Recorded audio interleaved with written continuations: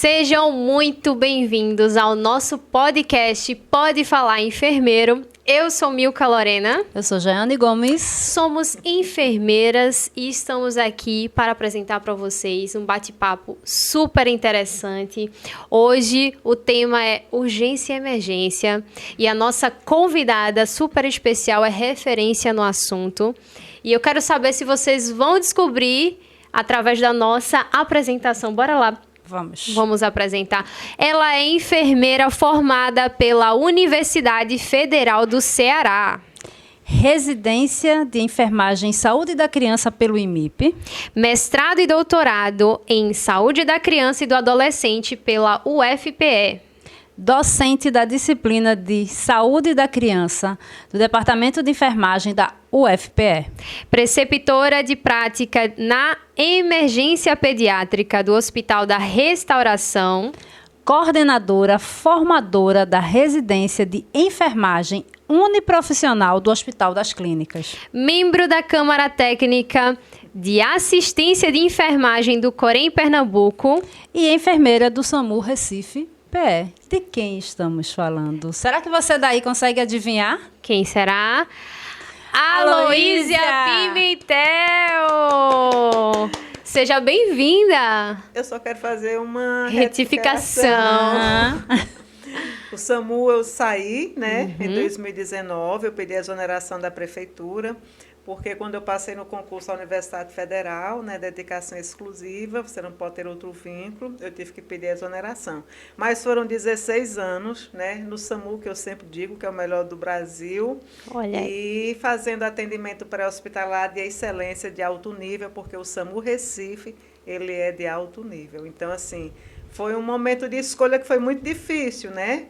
Sair de uma atividade que eu sempre tive muito prazer em fazer durante 16 anos da minha vida, onde eu aprendi muito, onde eu cresci muito profissionalmente e onde hoje eu ainda estou, de certa forma, com um pezinho lá, porque eu tenho um projeto de extensão junto com o programa SAMU na escola que eles têm, treinando e capacitando professores da rede básica de ensino da Prefeitura do Recife, né? Da cidade do Recife, em primeiros socorros. Então, foi um jeito que eu tive de continuar ainda participando de atividade no SAMU, fazendo esse projeto de extensão em parceria com eles, né? O UFPE, Departamento de Enfermagem, e SAMU Recife. Não perdeu a conexão, né? Não perdi a conexão, não teria como. Então, para a gente é uma honra recebê-la, né, no nosso podcast de enfermagem. E a gente vai realmente querer saber de você algumas questões, como, por exemplo, por que a enfermagem, como a enfermagem entrou na sua vida? Eu sempre tive dentro de mim essa conexão de cuidar, do cuidar. E era uma coisa que eu sempre trouxe comigo. Então, eu sabia desde sempre, não me pergunte como nem porquê, de que eu seria um dia profissional da área de saúde. E quando chegou esse momento de definição, de fazer vestibular, né, para a área, então imagina isso há 30 anos atrás, né? Eu sou formada há 30 anos, então muito antes, lá na década, início de década, final do década 80, início dos anos 90, né, tendo que fazer essa decisão, fui fazer vestibular para medicina, não passei, e aí minha nota dava para entrar em enfermagem, aí eu fiz aquilo, disse, eu vou ver como é, se eu não gostar, eu vou tentar novamente medicina. Só que quando eu comecei o curso, mesmo sendo aquelas disciplinas básicas, né, anatomia, fisiologia, eu fui me identificando e fui dizendo, eu vou ficar por aqui, vou esperar entrar na área, nas disciplinas, já nas cadeiras, como a gente chamava na época, do profissional. E aí, quando eu fiz fundamentos de enfermagem no 4º período, que foi essa aproximação do primeiro contato com o ambiente hospitalar, com o paciente, ali eu me apaixonei completamente. Eu disse, pronto, não saio mais daqui. E deixei para lá essa questão de medicina, não sentia mais a menor vontade em fazer, porque eu tinha encontrado ali muita vontade no meu coração de continuar. E aí eu continuei e não me arrependo nem um minuto da minha vida de ter continuado e ter ficado na enfermagem. Muito bom ouvir isso, porque a gente escuta muito a frase, né, de que todo enfermeiro é um É um médico frustrado. É um médico frustrado. Então, assim, ouvir isso é maravilhoso, né? É saber que realmente somos enfermeiros por uma questão de identificação, uma questão de escolha consciente. Isso. Né? E outra coisa que às vezes me chateia, que de vez em quando eu escuto isso. De vez em quando alguém chega assim para mim, não meus colegas, nem quem é da área, nem quem já me conhece, mas às vezes é uma pessoa que começou a fazer parte da minha vida agora, ou que não é da área, né, de saúde, e faz assim, alô, tu é tão inteligente, por que tu não fez medicina? Antigamente isso me irritava muito. Hoje, com a maturidade, você vai envelhecendo, você só faz sorrir, e aí você diz, porque eu não senti a menor vontade de fazer e porque eu me encontrei onde eu estou, que foi na enfermagem. Então, eu não sou uma enfermeira frustrada. Então, tire isso em sua cabeça. Se tem enfermeiros frustrados, é problema desses enfermeiros frustrados. Eu não sou, de jeito nenhum. E a gente quer saber, né? Antes de você adentrar, né, na urgência e emergência, existiu outra área que você chegou a exercer, se identificar? Foi paixão à primeira vista, urgência e emergência já era o seu caminho? Olha, desde a época da faculdade, da minha graduação, eu já sabia que eu queria alta complexidade. Sempre me identifiquei. Então, fundamentos de enfermagem, aquela aproximação, quando chegou no 5º período, veio clínica médica, né, clínica médico-cirúrgico, como era há alguns anos atrás, e eu sempre gostei, e foi quando eu presenciei, enquanto aluno de 5º período, uma parada cardiorrespiratória numa enfermaria. E toda aquela adrenalina, aquilo me fez assim, o coração dizer assim, é isso que eu quero fazer. Então, desde o 5º período da faculdade, eu já sabia que queria alta complexidade, que queria trabalhar em UTI e emergência. E, ao mesmo tempo, eu também já sabia que queria ser docente, porque eu era aquela aluna chata do seminário, que quando ia apresentar seminário ou qualquer outra atividade em sala de aula, só eu queria falar. Quando a colega do lado, que era em equipe, não falava direito, me irritava, porque ela não sabia falar, não sabia explicar, eu já tomava a frente e queria explicar. Então, eu sempre gostei muito, era muito comum, às vezes, alguns colegas, né, da sala de aula, e até professores diziam assim, menina, você tem o dom da oratória, viu? Você fala, a gente presta atenção. Então, desde muito cedo na faculdade, eu já me identificava muito, tanto com essa assistência direta, ao paciente grave. Eu gostava da alta complexidade, emergência, UTI, assim como da docência. Eu sempre me identifiquei muito. Mas, ao mesmo tempo, eu sempre pensava assim, eu vou querer ser professora, mas antes de ser professora, eu quero aprender a ser enfermeira. Então, eu quero ser enfermeira de verdade, aprender o exercício, né, do cuidar, para depois que eu estiver segura daquilo que eu estou fazendo, eu ir para a área de ensino. Já então, para ter uma base, né? Já para ter uma base, né? Eu já tinha isso na minha cabeça desde a graduação. Então, esses desafios, geralmente muitos alunos entram na faculdade, não sabem o que quer, vê uma área, outra, e acaba se identificando já depois de formado, depois que começa a entrar na assistência. E agora, né, eu queria inclusive saber de você, né, como você vê hoje, né, o enfermeiro emergencista, o perfil, né, atual desses profissionais. Mudou muita coisa da época que você se formou para cá? Você vê melhora? Você vê uma necessidade, né, de aperfeiçoamento desses profissionais? Fala um pouquinho para a gente sobre essa questão. Olha, você comparar hoje a atuação de enfermeiros dentro das emergências com o que a gente tinha há 30 anos atrás é completamente diferente. Em que sentido, tá? Hoje é uma das áreas onde a gente tem mais autonomia. Hoje é uma das áreas onde a gente tem, inclusive a partir de resoluções do nosso Conselho Federal, a autonomia para realizar alguns procedimentos avançados que há 30 anos atrás não se concebia a ideia de enfermeiro estar fazendo. Então, quando a gente fala em avanço dentro da enfermagem, em termos de autonomia do enfermeiro, em termos de liberdade, em termos de de segurança, prática e de domínio, a área de emergência é uma das áreas que nos dá mais possibilidade, assim como de UTI, alta complexidade. Então, você hoje terá liberdade de usar uma ultrassonografia, né, fazer ultrassom à beira do leito, na hora de realizar um procedimento invasivo, como, por exemplo, fazer uma punção venosa periférica profunda, né, por ultrassom, né, guiada por ultrassom. Quando é que há 30 anos atrás a gente pensava ou concebia uma ideia de fazer isso? Não. Tá? Então, a gente não tinha essa autonomia e nem tinha, de certa forma, essa brecha nas resoluções, porque os nossos conselhos também não nos dava, né, essa liberdade. E hoje nós temos o Conselho Federal, ele nos dando muito essa possibilidade de atuação.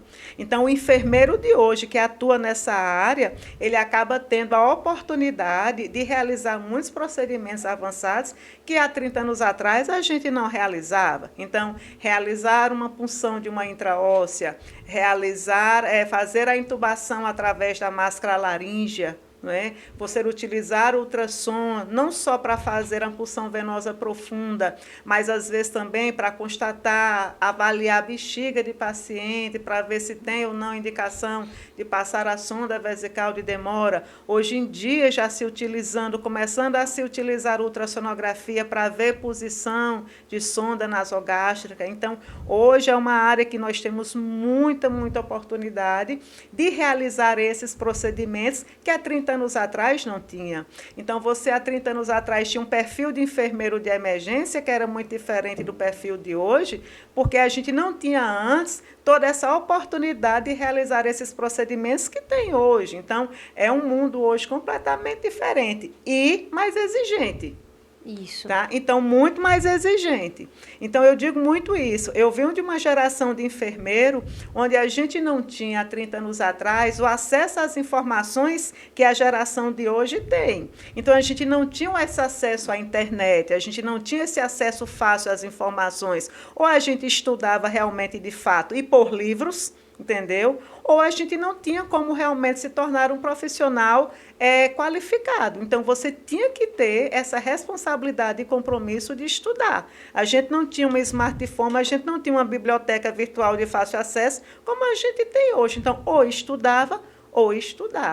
Então, eu venho dessa geração onde a gente pegava nos livros para estudar, onde o livro de fisiologia, o Guyton, ele era nossa Bíblia. Nossa Bíblia, na cabeceira do leito. Então, eu venho muito eu faço parte dessa cria dessa geração.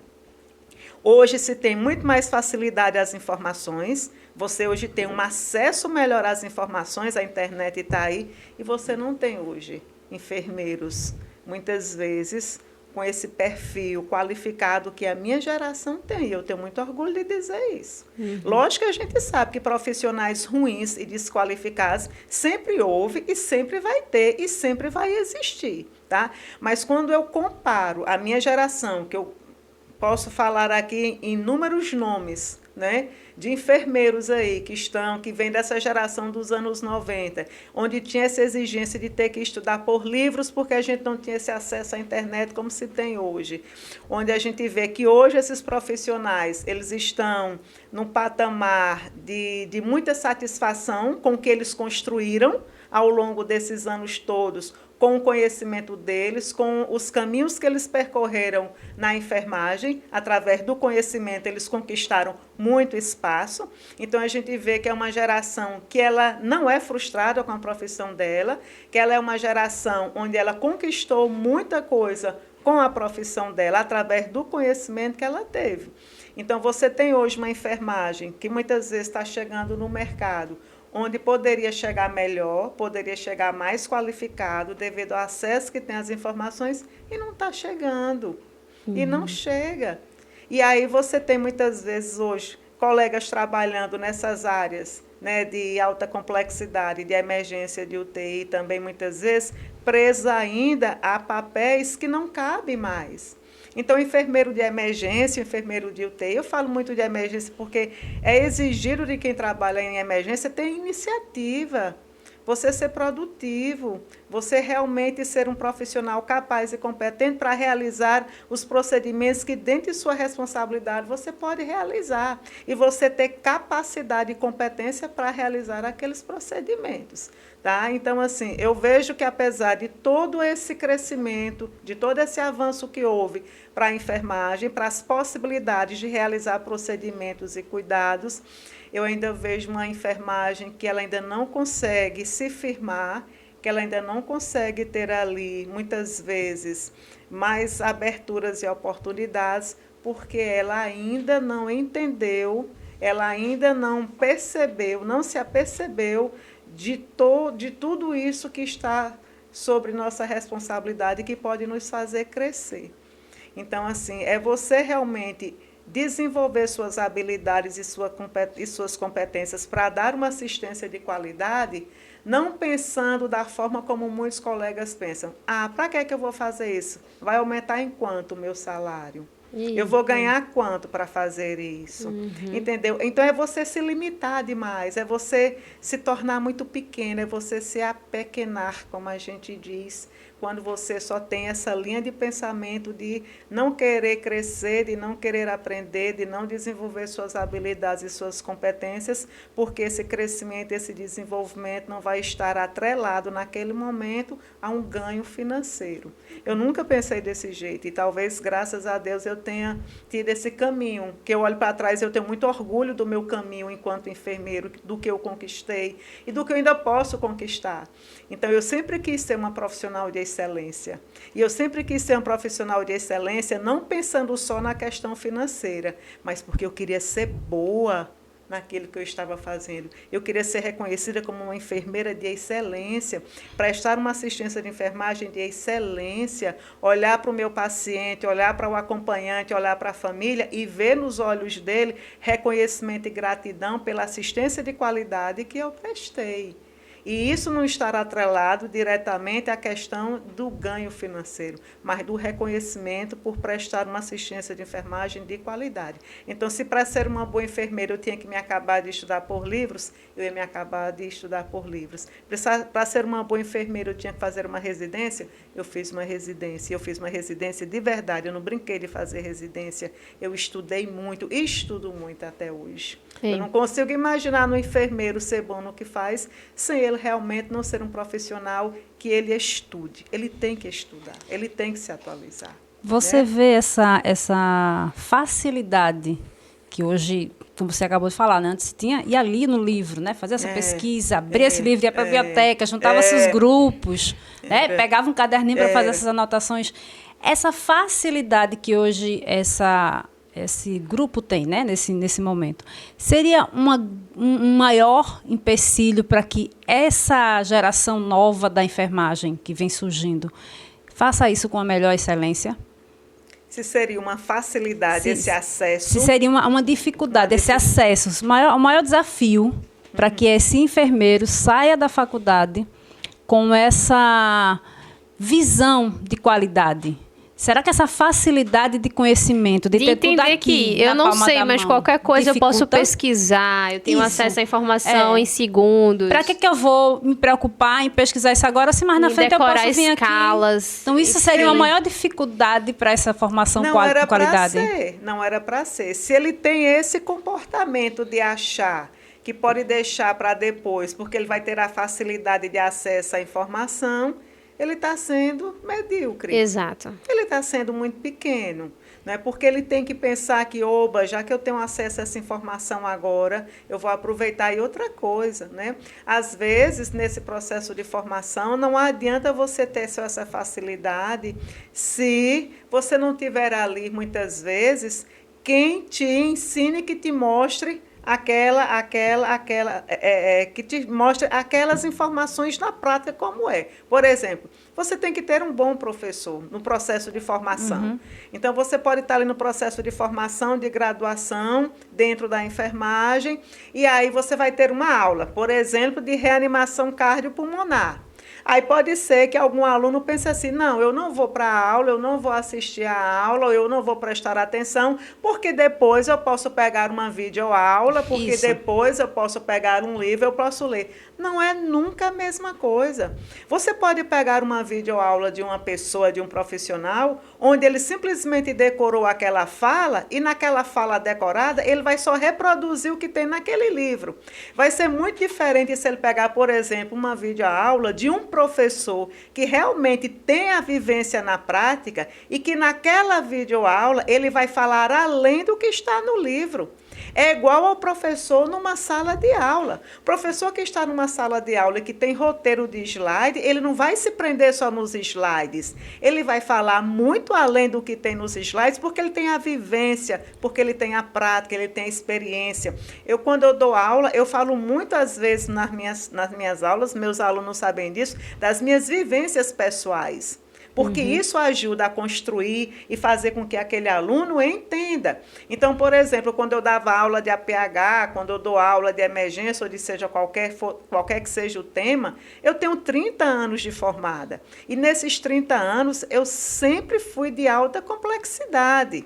Eu nunca fui enfermeira da atenção básica, eu nunca fui enfermeira da clínica médica, eu sempre fui enfermeira de UTI e de emergência APH. Esses foram os meus ambientes de trabalho durante 30 anos. Então, eu vivenciei muitas práticas, eu vivenciei muitas histórias, eu vi muitas coisas acontecendo. E, às vezes, eu trago esses relatos de situação, de condição clínica de paciente, de situações que deram certo, de situações que não deram certo, de situações que foram tristes, de situações que foram fonte de alegria, de gratidão por ter presenciado aquele momento. Então, é muito diferente quando você tem um professor que ele tem a vivência prática, ele vai dar uma aula, do que um professor que ele não tem essa mesma vivência prática.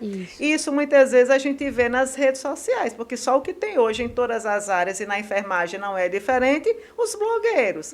Então, nós temos os blogueiros que são de excelência, porque são realmente profissionais enfermeiros que vivenciam e que falam aquilo, e tem aqueles blogueiros que eles não vivenciam aquilo e que eles decoram a fala e estão passando ali uma mensagem. Eu sei na hora. Quando eu pego um videozinho de um blogueiro enfermeiro, quando ele é aquele enfermeiro que realmente é atuante, que ele realmente tem prática e tem experiência daquilo que ele está falando, eu sei na hora. Do que quando é aquele blogueiro que está fazendo um vídeo querendo chamar a atenção e conquistar um espaço, entendeu? Mas que ele não tem, na verdade, nenhum texto daquela experiência, daquele tema que ele está falando. Eu sei na hora. Né? Então, 30 anos ajuda a gente a perceber quem, na verdade, é bom no que está fazendo e quem está só ali fazendo meia boca. A plateia desses blogueiros, muitas vezes, não tem essa concepção. É aquele estudante que está se formando ainda, ou é aquele recém-formado que não tem tanta experiência. Às vezes, vê ali um blogueiro falando alguma coisa. Tem alguns blogueiros que têm aí não sei quantos mil seguidores. E, de vez em quando, eu pego alguma postagenzinha falando coisas... Com a falha, né? Com a falha ali, a pequena falha de conhecimento. Que aí você fala e faz assim, meu Deus do céu, a vontade que tem às vezes é de você entrar e fazer um comentário. Mas você não vai se indispor, né? Não estou aqui para isso. Eu deixo passar. Então, eu passo assim, eu disse, não vou nem voltar. Respiro fundo e vou em frente, né? Mas, às vezes, você vê. Então, você vê, às vezes, comentários inapropriados, comentários inadequados, comentários errados, comentários ultrapassados. Tem muito isso. Né? Então, quem gosta muito desse tipo de aprendizado, né? Através dessas postagens, através desses vídeos, tem que ter um cuidado muito grande com isso, né? E as redes sociais, elas são importantes, né? Demais. Tanto para o lado positivo da informação, mas ela também, às vezes, apresenta esse desserviço. Isso. Tem muitos professores que vão nas redes sociais e nos comentários, cada um que queira falar de um protocolo diferente, não discordo, posta um vídeo, cada um que acha um erro. Então, esses julgamentos, às vezes, né, trazem falsas informações, né? O que é um perigo, né? Prejudicam a enfermagem e a saúde como um todo. E, assim, a gente está falando aqui, né, sobre a questão da docência. Você que está na ponta, tanto na área, né, como docente e também na assistência, querendo ou não, você está nos hospitais. você percebe, né, o mercado, os futuros profissionais que estão sendo lançados no mercado, né? Então, você tem esse feeling de ver a diferença do que era lá atrás para os dias atuais. Então, a tecnologia foi importante para o avanço da nossa profissão. Essa questão da autonomia, né, de procedimentos que antes a gente não tinha, né, essa habilitação e hoje a gente tem. E a gente falou já em outros episódios, inclusive, que muitas vezes o nosso professor é o nosso paciente, né? E por isso que é a importância, né, desse tempo de experiência, porque tem coisas que o livro fala, mas que o dia a dia não é exatamente como o livro está lá. A gente ensina, por exemplo, o aluno a ferir a pressão arterial. Olha, o paciente tem que estar sentado, ele tem que descruzar as pernas, ele tem que estar num ambiente silencioso. No dia a dia, você tá ali, às vezes, aquele barulho do trânsito, dos acompanhantes, a confusão entre, né, às vezes, os próprios pacientes. E como é que você afere pressão naquelas circunstâncias que a teoria está ali dizendo? Então, a prática ela vai te trazendo essa expertise, essa desenvoltura para contornar as situações que o livro não mostra. Então, a importância, né, de um professor habilitado para enfrentar esse tipo de situação, porque já passou por essa experiência anteriormente. E aí eu queria saber de você também, se existiu algum episódio na sua vida, né, na sua experiência profissional, que lá atrás vocês não tinham a habilitação que hoje vocês têm, e que se fosse no contexto atual, a situação poderia ter sido diferente, né? Se você tivesse a oportunidade de realizar o determinado tipo de procedimento que hoje você realiza, poderia ter salvo a vida de alguém. Tem alguma história que possa contar pra gente? Olha, em relação a olhar para trás, né, e ver do quanto a gente padecia para realizar alguns procedimentos e como hoje a gente às vezes tem facilidades desses mesmos procedimentos, um dos melhores, assim, todas as vezes que eu penso nisso, eu penso muito na punção intraóssea. Então, eu aprendi a fazer punção intraóssea numa época em que só era pelos protocolos, pelos consensos, possível realizar a punção intraóssea em pediatria, em criança. Então, até aquele momento, ainda não se fazia punção intraóssea em adultos. E quando eu fui aprender a fazer punção intraóssea nessa época, né, no início lá dos anos 90, né, finalzinho ali, na década de 90, a gente não tinha os dispositivos de punção intraóssea.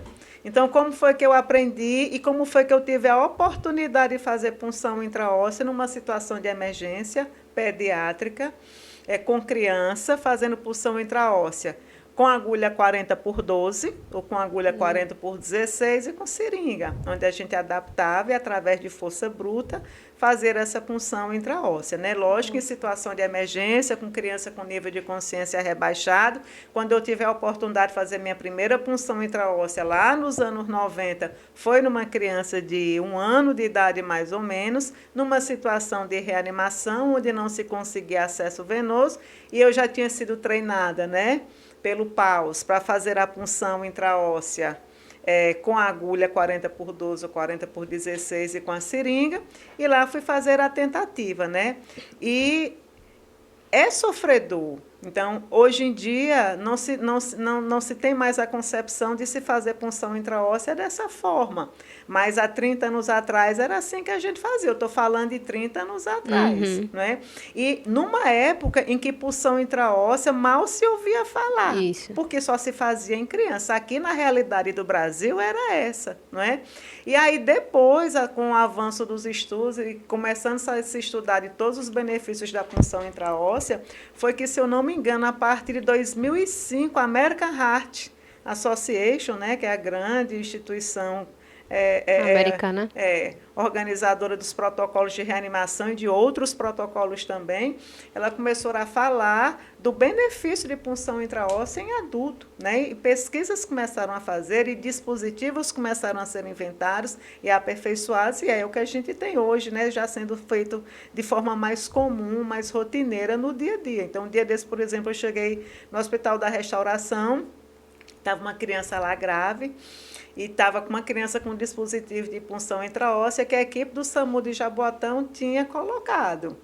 E eu fiquei tão feliz quando eu vi, e aí eu mostrando para os alunos, conversando para os alunos, né? Eu disse, gente, era tão diferente há 30 anos atrás isso aqui. Então, assim, hoje a gente começa... Agora você vê o tempo, né? Uhum. Então, depois de não sei quantos anos, hoje em dia que se fala muito de punção intraóssea. Quando alguns anos atrás não se falava. E existia essa dificuldade em fazer. A maioria dos profissionais não era treinado. A gente não tinha uma resolução que dizia que podia fazer.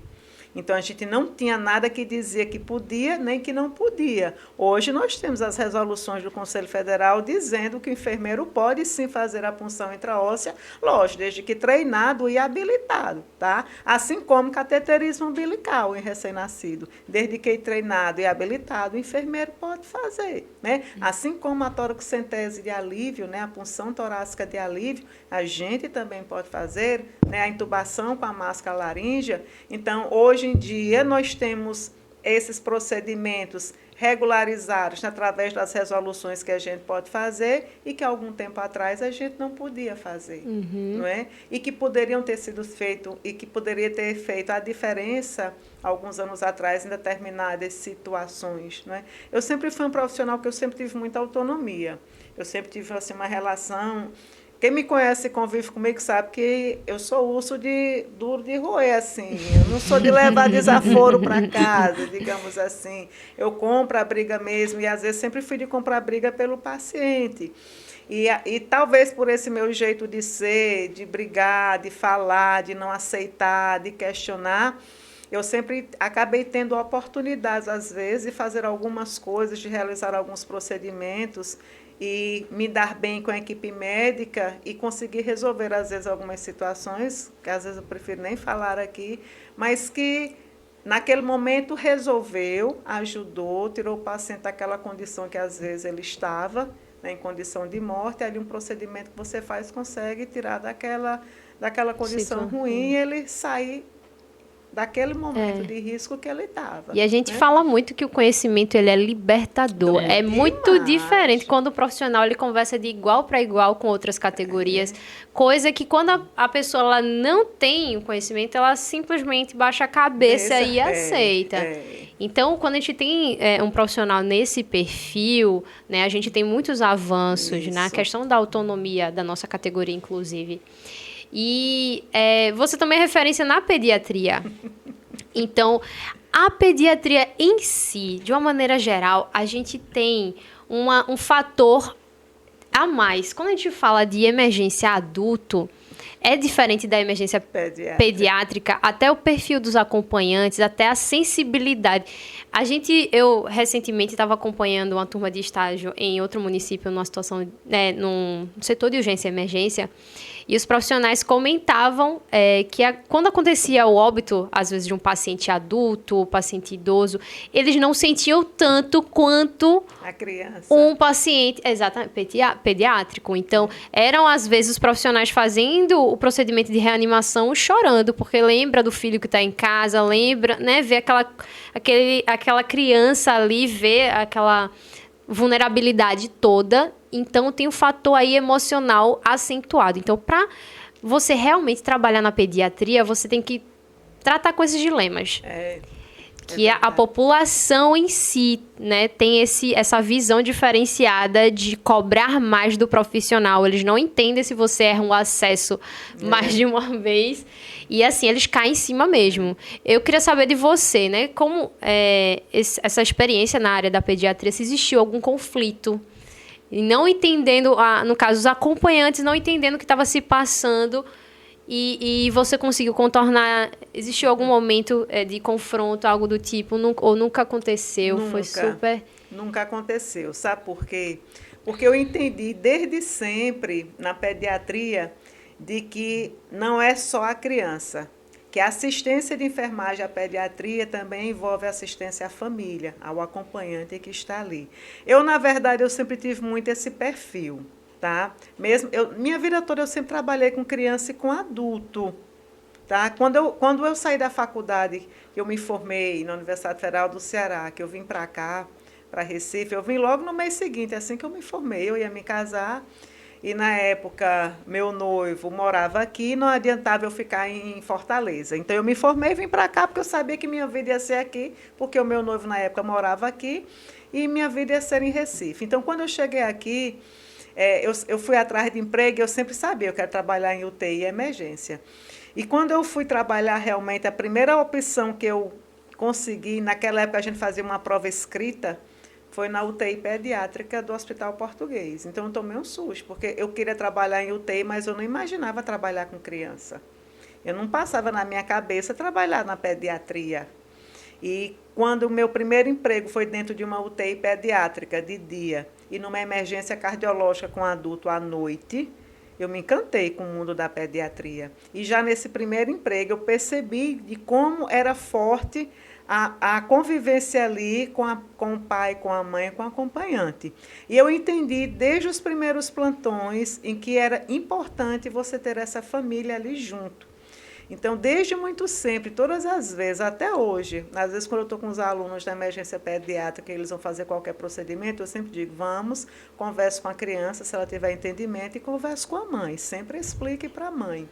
E eu nunca passei por essa situação de ter que realizar um procedimento ou algum cuidado e a família não entender. E a família não aceitar.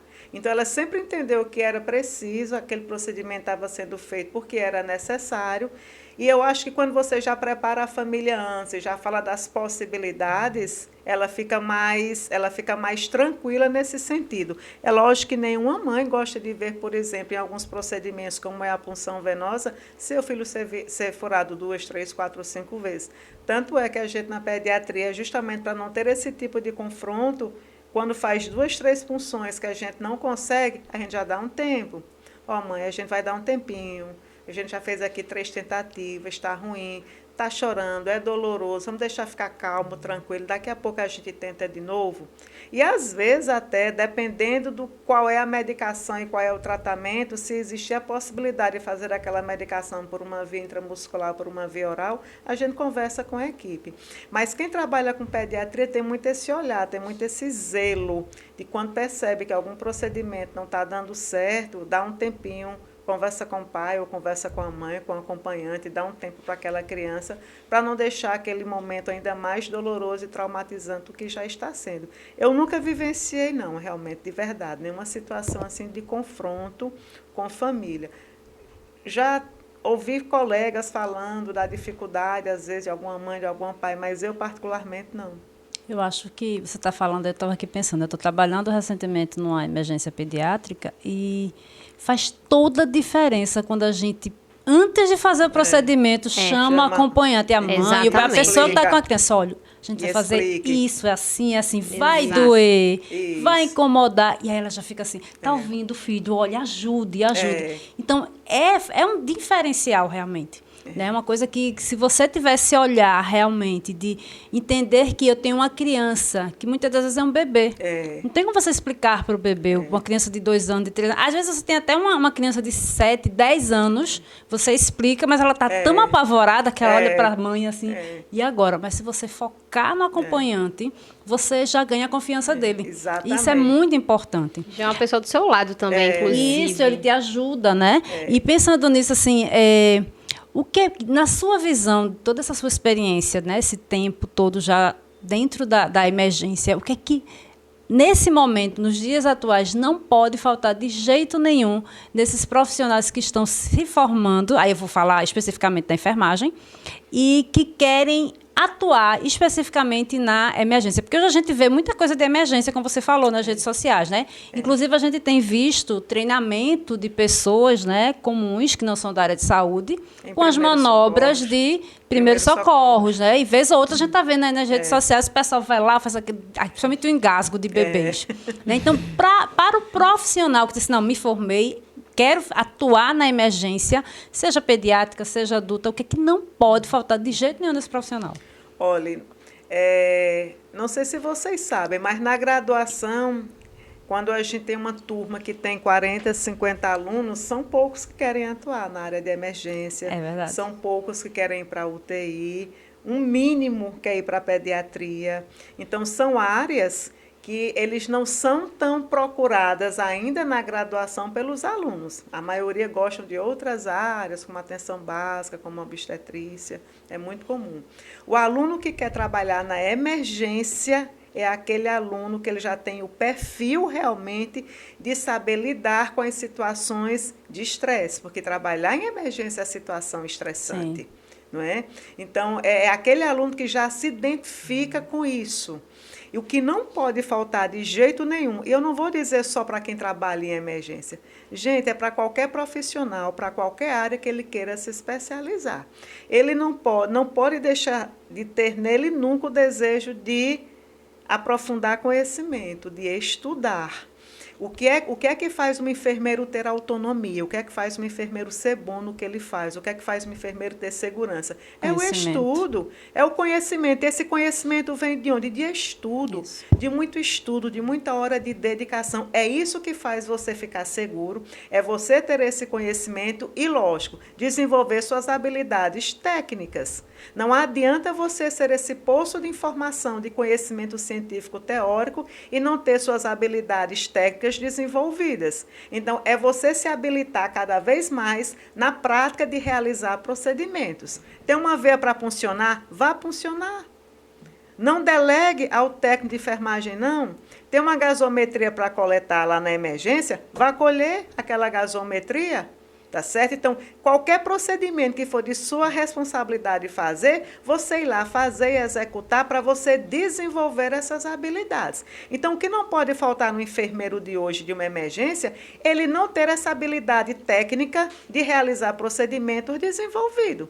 E lembrando sempre que essa habilidade técnica ela tem que estar atrelada ao conhecimento teórico. Você tem que saber fazer, você tem que ter a habilidade técnica de saber fazer o procedimento e saber por que está fazendo. Tá? É como às vezes eu estou coletando gasometria com os alunos da graduação na emergência. Vamos coletar a gasometria. Coletamos a gasometria, fizemos o procedimento, que não é fácil. Coletar gasometria em criança, principalmente criança chocada, não é fácil. Chega o resultado. Eu vou colocar o resultado ali no prontuário, eu vou mostrar para o médico. Não! O resultado chegou, foi você quem fez o procedimento. Como é que você faz um procedimento e não quer saber qual foi o resultado desse procedimento? Pega essa gasometria, interpreta essa gasometria, vê se o paciente está fazendo um distúrbio ácido básico ou não. Saiba disso. E se tiver, qual vai ser a conduta, qual vai ser o protocolo, qual vai ser o cuidado que eu vou fazer.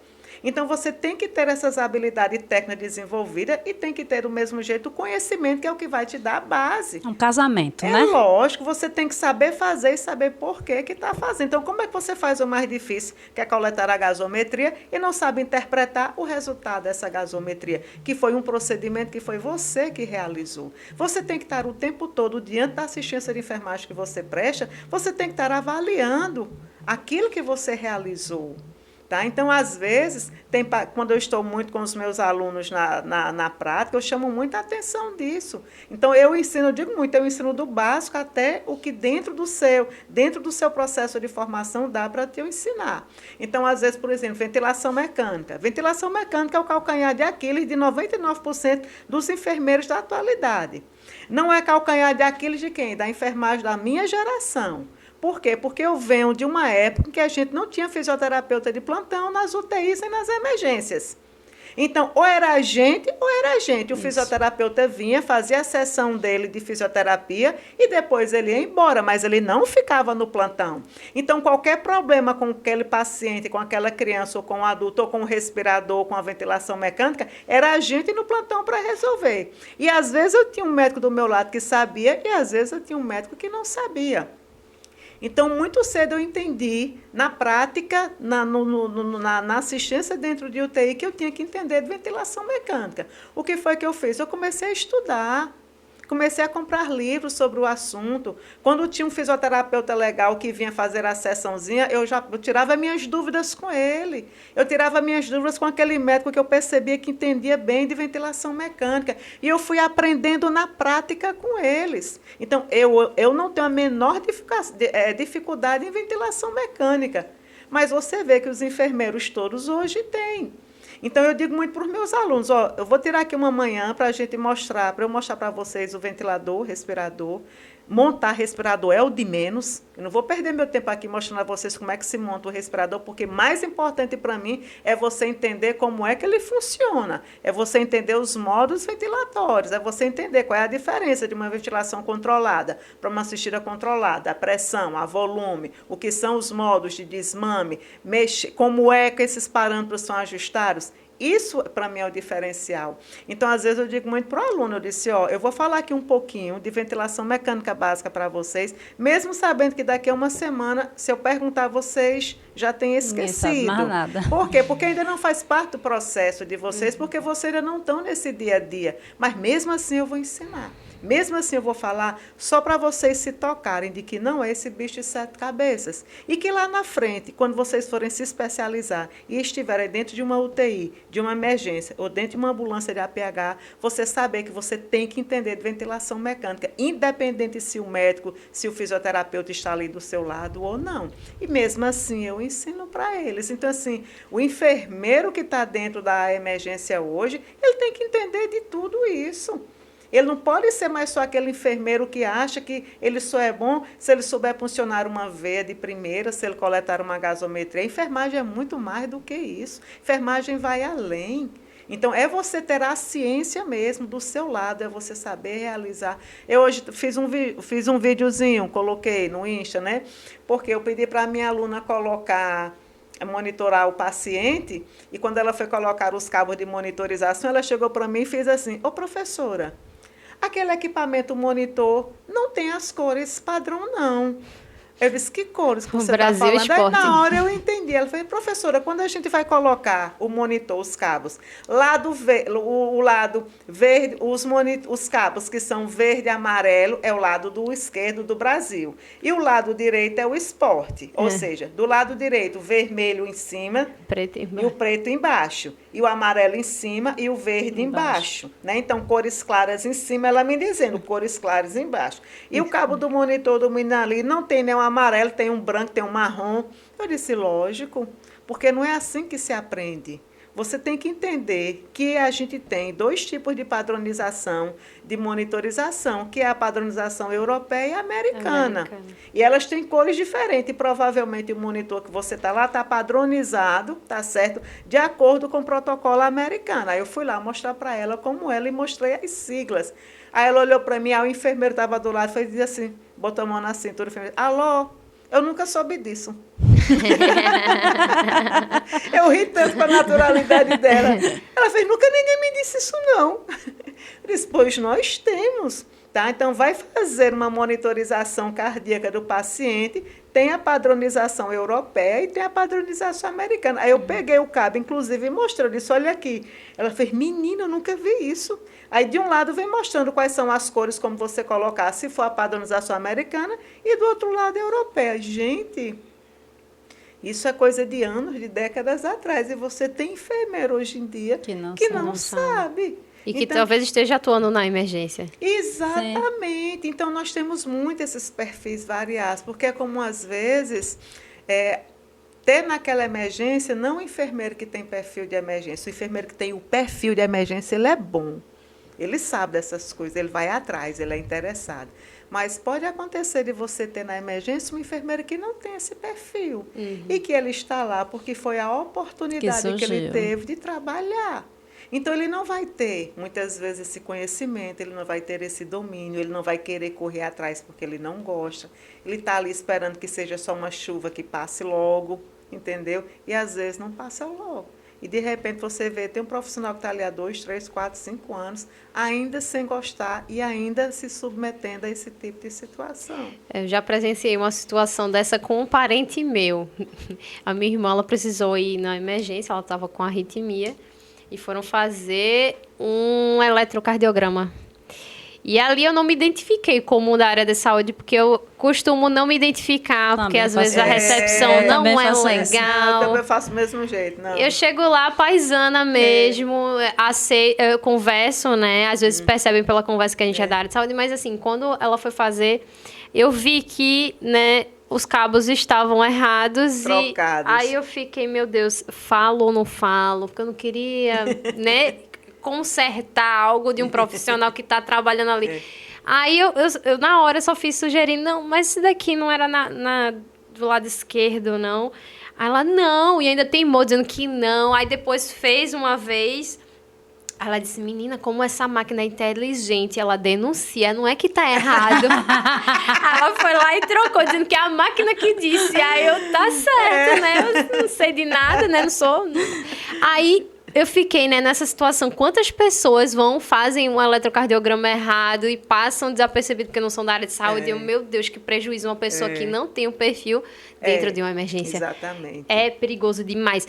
E saber, né, que é importante ter o conhecimento técnico, científico, e saber que é uma coisa dinâmica, né? A saúde não é uma ciência exata, onde nem sempre 2 e 2 vão ser 22. Exatamente. Os protocolos, eles vão atualizando e você tem... tempo todo. Você não pode ser aquele profissional que parou no tempo. Você tem que estar sempre se atualizando. Isso é o diferencial de um emergencista bom, né? E aí, eu estava falando... a gente estava falando do perfil, né? Ela falou da questão da base, do conhecimento. É importantíssimo. É a cama, é a base. Mas eu também... Eu destaco uma questão que eu percebo que um bom profissional emergencista tem, é a questão da inteligência emocional. Isso é algo que, de fato, não pode estar desvinculado, porque são situações, muitas vezes, chocantes. Que se você for um profissional que não tem perfil, você vai se impactar, você vai travar. Os protocolos somem da sua mente. E aí, né? Você realmente... Por isso que, inclusive, quando a gente está, muitas vezes, num contexto familiar, um parente nosso, a gente deixa de ser profissional. Porque a razão, ela é suplantada pela emoção. Com certeza. Então, eu acredito que também a questão da inteligência emocional, ela é fundamental para um emergencista de qualidade. Demais. Eu digo assim, eu acho que o enfermeiro, de uma forma geral, independente da área de atuação dele, porque em cada área vai ter seus desafios, né? E essa inteligência emocional, ela vai fazer parte sempre do perfil do enfermeiro, independente de qual seja a área. Porque você pode ter desafios em qualquer área de atuação que você, naquele momento, está atuando. Então, sempre vai ter, né? A gente sempre chama atenção, e principalmente das emergências, é porque, às vezes, essa inteligência emocional vai estar diante de uma situação que ela pode terminar em morte, né? Na morte do paciente. E, se for na pediatria, na morte de uma criança. Então, não existe momento, assim, pesar maior, porque a gente não está preparado para isso, porque a gente não tem, de jeito nenhum, a cultura, né, desse entendimento e de aceitação à morte de uma criança. É sempre muito doloroso. A morte, de uma forma geral, é sempre uma tragédia, independente da idade do paciente. Pergunta para o idoso se ele quer morrer, ele não quer morrer. Você está entendendo? Mas ela é impactante quando é uma criança. Então, a equipe toda sente, os acompanhantes que estão ao redor sentem, eles estão vendo o que está acontecendo. Então, às vezes, aquela situação que não dá tempo de pegar a criança e levar para uma área de estabilização para fazer o protocolo, porque a área de estabilização já está ocupada. E aí você vai fazer a reanimação ali, naquele leito, aí mesmo que você coloque os biombos de proteção e tudo, mas na hora em que a criança morre, que chega a notícia para a mãe, que ela começa a gritar, que ela começa a chorar, todos que estão ali próximos, os outros pais, as outras crianças, elas percebem o que está acontecendo e é um momento muito doloroso. Então, você vai ter que ter uma inteligência emocional para lidar agora com uma situação que é uma grande tragédia, que não tem palavra nesse mundo que conforte.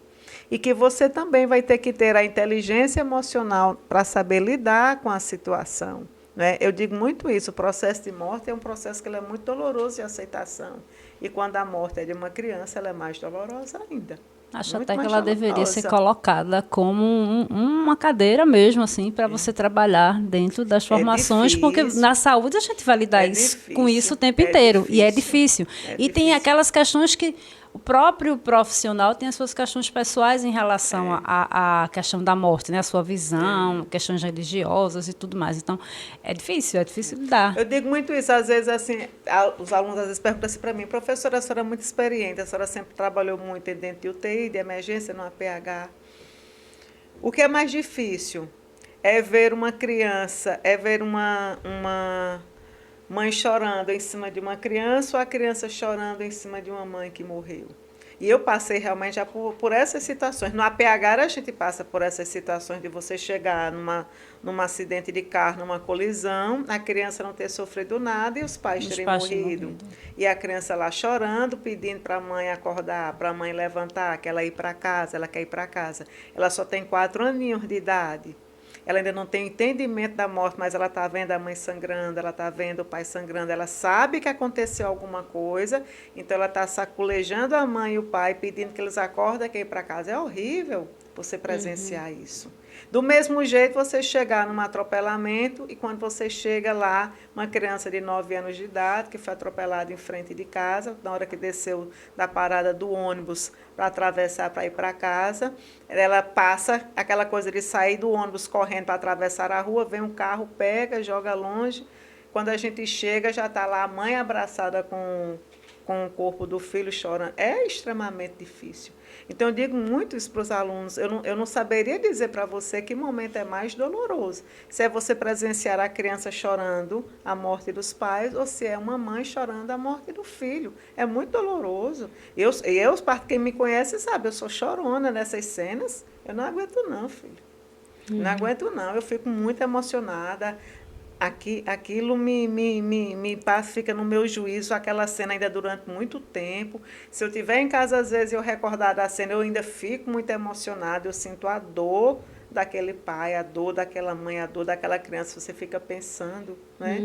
Eu vou contar rapidinho uma cena, que foi uma das cenas que me chamou muito, que eu fiquei muito tempo, quando eu pensava nela, eu ficava muito emocionada, de um atendimento, na época que eu era enfermeira da noite, do SAMU, a gente foi para uma ocorrência numa comunidade muito pobre, numa comunidade que você via que não era nem de pobreza ali, sabe, era de miséria mesmo, num casebre de papelão, onde só morava mãe e filho. E a mãe, 44 anos de idade, e o filho, de 10 anos de idade. Então, a gente foi acionado de madrugada, porque o filho acordou com a mãe roncando, tentou acordar a mãe, não conseguiu. Ele correu e foi na porta do vizinho. Quando ele chama o vizinho, que o vizinho vai, tenta acordar, a mãe estava fazendo edema agudo de pulmão. E aí o vizinho chama o SAMU. Então, quando a gente chega, encontra o filho desesperado, pedindo que, pelo amor de Deus, a gente salvasse a mãe dele, porque ele só tinha aquela mãe de referência na vida. Ele não tinha um tio, ele não tinha um avô, ele não tinha um irmão, ele não tinha um primo, ele não tinha nada, era só ele e a mãe. Então, quando a gente entra que vê aquela cena, o desespero daquela criança, a vizinha do lado segurando na mão dele, rezando, a mãe naquela situação, então, em parada, a gente reanima, faz todo o protocolo e não sai. E aí a gente vai e diz para a criança, né, que infelizmente dentro daquela situação a gente não teve muito o que fazer, que ela faleceu. É horrível a cena. A dor daquela criança, os gritos daquela criança, aquela criança abraçada com aquela mãe, os vizinhos lá junto, aí lógico que a gente ficou e deu todas as orientações que era para dar. Mas eu saí angustiadíssima daquela ocorrência. Eu cheguei e disse, meu Deus, o que vai ser daquela criança? Eu só conseguia pensar nisso. O que vai ser de uma criança de 10 anos, que a única referência que ele tinha na vida era uma mãe que acabou de morrer? Então, são contextualizações que elas são muito difíceis. E aí, é o que eu digo sempre, em cada área sempre vai ter os momentos que são desafios. Na nossa área de emergência, os nossos desafios, muitas vezes é esse, né? É lidar com esse tipo de situação. Né? Tem desafios que são diferentes, vão ter outros desafios também, mas esse, por exemplo, é um que vai envolver muito a questão da inteligência emocional que você falou. Né? De você não deixar se consumir com isso. É horrível, de verdade. É difícil. É pesado você não se envolver, né? Mas realmente, se você for ao ponto de entrar nos processos realmente de luto junto com os pacientes, você não segue. Não, é difícil. É difícil. Então, essa inteligência emocional, no enfermeiro, de uma forma geral, eu acho que em qualquer área, ele sempre vai ter situações em que ele vai ter que ter essa inteligência emocional de saber lidar. Isso. Né, com a situação. Gente, hoje eu vou sair daqui assim, completamente impactada com a emergência, a enfermagem dentro do cenário da emergência. Nós estamos conversando há 1 hora. Sério? Já. O tempo passa amado. E a gente não percebe, para você ter noção, minha gente, de como o papo está assim, com vontade de não acabar. Exatamente. Esta mulher é maravilhosa, com todo esse conhecimento, essa bagagem. A gente tem muito enfermeiro de emergência muito bom, assim, muitos bons. Eu conheço muitos enfermeiros bons, de verdade, que chega a dar orgulho, né, de você dizer assim, poxa, que bacana. Eu tenho muito orgulho quando eu vejo colegas meus se sobressaindo, quando eu vejo colegas com domínio de conhecimento. Eu conheço colegas que têm assim, conhecimento ímpar e que não estão nas redes sociais.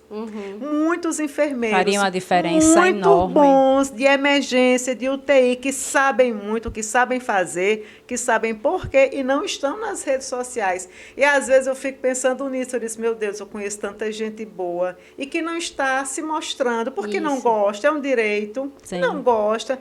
E aí às vezes eu vejo muita gente que não tem um terço do conhecimento aí se destacando. Bota a cara, né? Eu disse, mas minha gente, mas enfim, né? São as escolhas dos nossos colegas que não querem se mostrar, é o direito de cada um. Mas eu conheço muita gente boa da área, muita gente boa, assim, que eu tenho muito orgulho de dizer, é meu amigo, é meu colega, é enfermeiro, eu encho a boca para dizer, é enfermeiro. Né? A gente tem muita gente boa na área. Inclusive, né, a gente queria, nesse momento, né, trazer uma leve lembrança desse momento, porque o papo foi muito interessante. E para eternizar, né? Vamos lá, produção. Nosso agradecimento pela sua pela sua presença aqui conosco.